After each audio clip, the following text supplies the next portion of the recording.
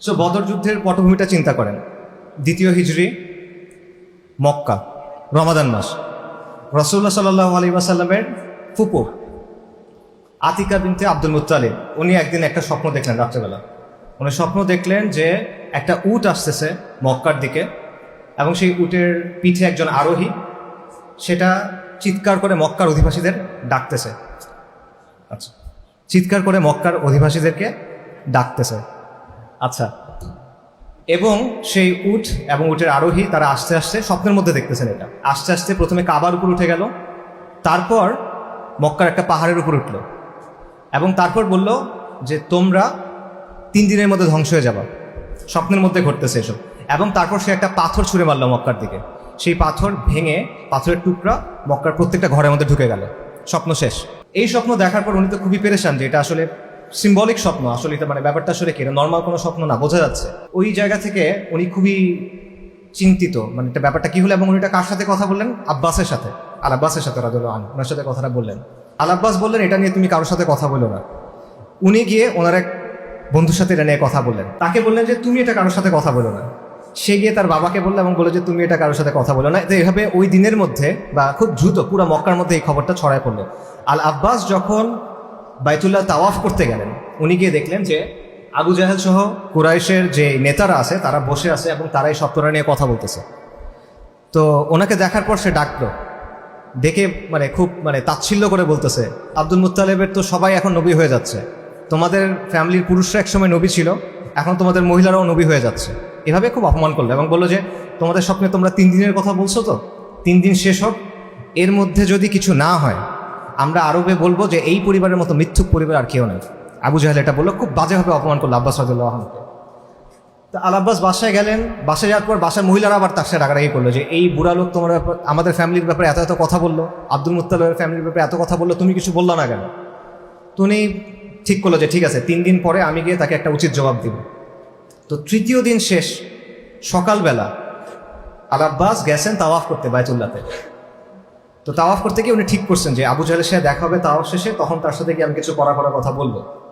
তো আল আব্বাস বলতেছেন ওই দিন আমি দেখি যে আবু জাহেল তো একটা মানে তার ক্যারেক্টারিস্টিক স্বপ্নে আপনারা জানেন, তার পার্সোনালিটি স্বপ্নে আপনারা জানেন, ঔদ্ধত্যপূর্ণ একটা মানুষ। বাট সে দিশেহারা হয়ে ছুটে আসতেছে, তার চোখে মুখে উৎকণ্ঠা, সবাই দৌড়াদৌড়ি করছে। বলে কি ব্যাপার, কি হয়েছে? ঘটনা হলো দামদাম ইবনু আমর আল গিফারি নামে একজন ভদ্রলোক, এক লোক, উনি ওই সময় মক্কার ভিতর ঢুকছে, ঢুকে উট থেকে নামছে, উটের নাক কেটে দিছে, নিজের পোশাক ছিঁড়ে ফেলছে, তারপর চিৎকার করে বলছে ইয়া কুরাইশ, তোমাদের কাফেলা, তোমাদের কাফেলা, তোমাদের কাফেলা আক্রমণ হতে যাচ্ছে, সাহায্য সাহায্য, কিন্তু আমার মনে হয় তোমরা এটাকে বাঁচাইতে পারবা না।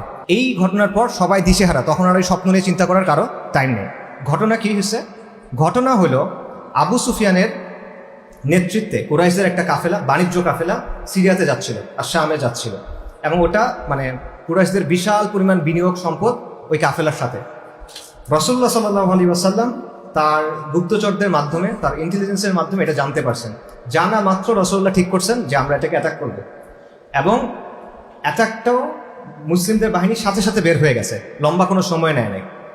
এবং রাসূলুল্লাহ কি বলছেন, যাদের সাথে বাহন আছে তারাই শুধু যাবা, আর কেউ না। মক্কাতে যদি গিয়ে সময় নিয়ে বাহন টাহন নিয়ে আসা হতো তাহলে অ্যাটলিস্ট 1500 মানুষ নিয়ে আসা যেত, যোদ্ধা। কিন্তু রাসূলুল্লাহ বলছেন যে না, এখন যাদের সাথে বাহন আছে শুধুমাত্র তারা। সো অল্প যে কজন মানুষ ছিল ওনারা বের হয়ে গেছেন।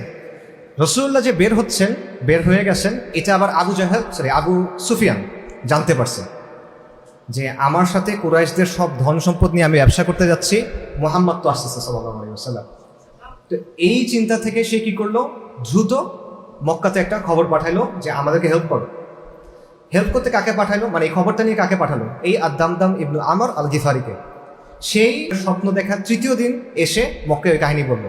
এটার পর কুরাইশ দিশেহারা এবং উৎকণ্ঠিত, কুরাইশের সব নেতারা, একদম কুরাইশদের এলিট, সবাই একসাথে হয়ে যে না, এটা এখন বন্ধ করতে হবে যে কোনোভাবে, আমাদের কাফেলা তো আমাদের বাঁচাতে হবে, দুনিয়া তাদের কাছে অনেক বেশি ইম্পর্টেন্ট। তারা বের হয়ে গেল। এদিকে কি হয়েছে, আবু সুফিয়ান জানতে পারছে যে রাসূলুল্লাহ সাল্লাল্লাহু আলাইহি ওয়াসাল্লাম বদরের দিকে আসতেছে।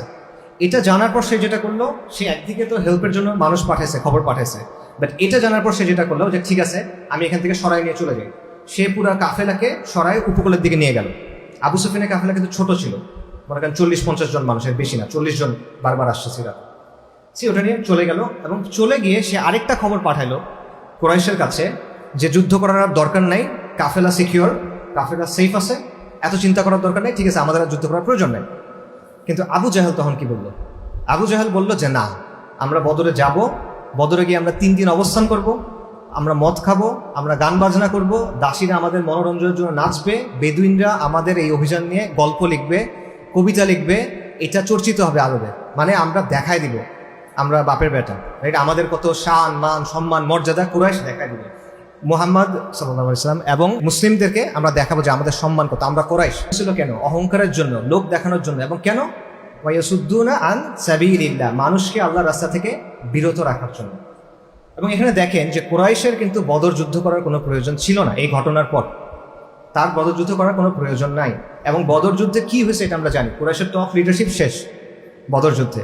এটা তারা ইজিলি অ্যাভয়েড করতে পারতো, দুনিয়াবি সেন্সে তারা অ্যাভয়েড করতে পারতো, কিন্তু তাদের ঔদ্ধত্য, তাদের যে অ্যারোগেন্স, ওই যে আমরা বাংলায় বলি যে মরণ ডাকছে, তাই না, ওই রকম একটা ব্যাপার। এইটার কারণে তারা কিন্তু ওখান থেকে নিজে নিজে তারা সেখানে গেল।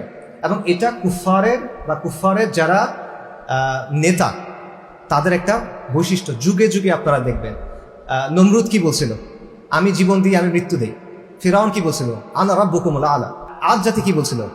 মান আশাদ্দু মিন্না কুওয়া, যে আমাদের চেয়ে শক্তিশালী কে। এবং বর্তমান সময় যে কুফার আছে, এদেরও দেখবেন এই ঔদ্ধত্যটা আছে। তারা অনেক কাজ করে যেটা তাদের করার দরকার নেই, তারা তাদের জায়গায় নর্মালি থাকতে পারে, কিন্তু এই ঔদ্ধত্যটা তাদের মধ্যে আছে যে মান আশাদ্দু মিন্না কুওয়া, আমাদের চেয়ে শক্তিশালী কে। কিন্তু তারা এটা বুঝে না যে যেই আল্লাহ তাদেরকে তৈরি করছেন তিনি কি তাদের চেয়ে বেশি শক্তিশালী নন। এই জিনিসটা তারা ভুলে যায়।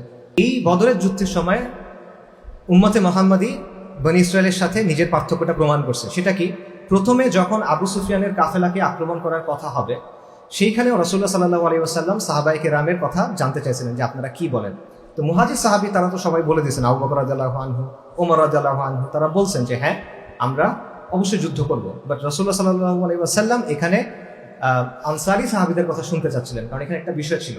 সেই বিষয়টা হলো আনসাররা যে বায়াত করছেন সেটা হলো মদিনাতে তারা রাসূলুল্লাহ সাল্লাল্লাহু আলাইহি ওয়াসাল্লামকে সেফটি দিবেন, প্রোটেক্ট করবেন। এইটা টেকনিক্যালি মদিনার ভেতরে না, মদিনার বাইরে। বদর হলো মদিনা থেকে 100-150 কিলোমিটারের মতো, আপনারা জানেন।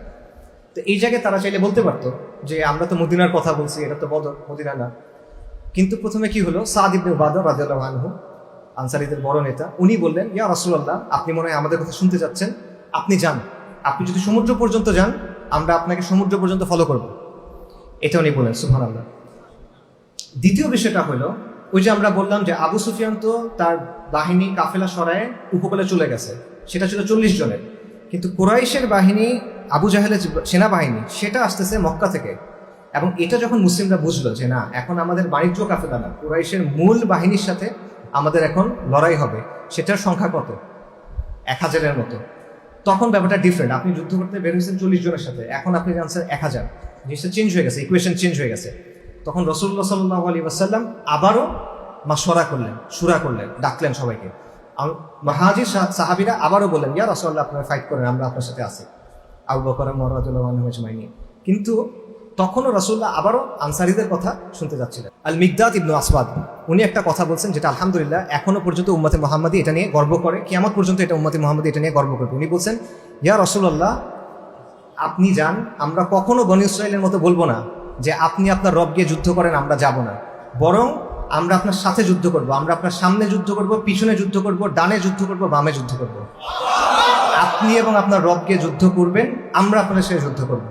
এটা শুনে রাসূলুল্লাহ সাল্লাল্লাহু আলাইহি ওয়াসাল্লাম অনেক খুশি হলেন যে এই বিষয়টা। এবং আলহামদুলিল্লাহ এটা হলো উম্মতে মুহাম্মাদির বৈশিষ্ট্য, বনী ইসরাইলের বৈশিষ্ট্য না।